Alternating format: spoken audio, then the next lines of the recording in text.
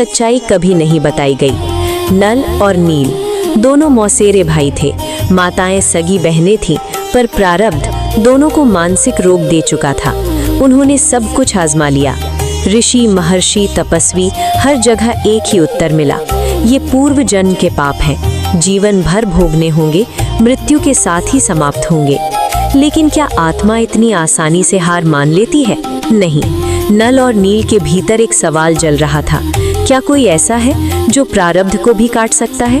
तभी किसी भक्त ने कहा, परमात्मा आए हैं, नाम है मुनिंद्र, उनकी शरण में असंभव भी संभव हो जाता है। विश्वास नहीं हुआ, फिर भी अंतिम आशा लेकर वे सत्संग पहुंचे, और वहीं हुआ वो पहला चमत्कार जो उनके जीवन की दिशा बदल देता है। जैसे ही मुनिंद्र जी ने उनके सिर पर हाथ रखा, मानो बरसों का बोझ उतर गया। शरीर हल्का, मन शांत, और रोग जैसे कभी था ही नहीं। यजुर्वेद अध्याय 8 मंत्र 13 और ऋग्वेद मंडल 9 सूक्त 82 गवाही देते हैं, पूर्ण परमात्मा प्रारब्ध के कर्म भी काट सकते हैं। नल और नील ने दीक्षा ली, सेवा शुरू की। आश्रम नदी के किनारे था। सेवा करते करते वे परमात्मा चर्चा में इतने लीन हो जाते कि वस्त्र बह जाते, बर्तन डूब जाते। शिकायतें हुई, लेकिन परमात्मा ने उन्हें सेवा से हटाया नहीं, बल्कि ऐसा आशीर्वाद दिया कि उनके हाथों से जल में डाली कोई वस्तु डूबती ही नहीं थी। अब कहानी पहुंचती है इतिहास के सबसे बड़े मोड़ पर। सीता हरण, राम का वनवास, लंका जाने की तैयारी। सामने अथाह समुद्र। राम 3 दिन प्रार्थना करते हैं, रास्ता नहीं मिलता। क्रोध में अग्नि बाण उठता है। तभी समुद्र देव प्रकट होते हैं और कहते हैं, आपकी सेना में नल और नील हैं। उनके गुरुदेव के आशीर्वाद से पत्थर जल पर तैरते हैं। लेकिन यहाँ एक बहुत बड़ा रहस्य छुपा है।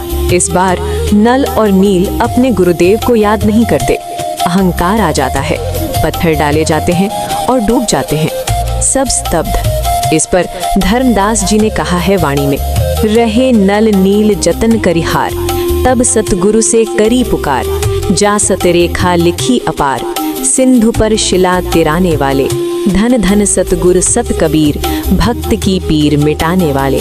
त्रेता युग में कबीर साहिब ने मुनींद्र ऋषि रूप में एक पहाड़ी के आसपास रेखा खींचकर सभी पत्थर हल्के कर दिए थे। फिर बाद में उन पत्थरों को तराशकर समुद्र पर राम सेतु पुल का निर्माण किया गया था। तभी दूर से एक शांत तेजस्वी स्वरूप आता है। मुनींद्र ऋषि, राम, लक्ष्मण, हनुमान तीनों दंडवत प्रणाम करते हैं।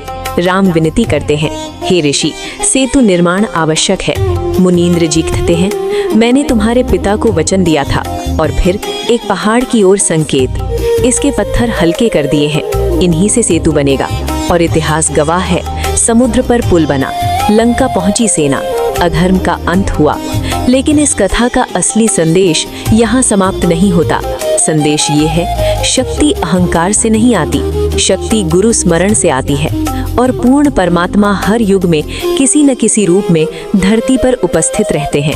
ये 2D एनिमेशन संत रामपाल जी महाराज के अंश मात्र है। ऐसे ही वीडियो देखने के लिए चैनल को सब्सक्राइब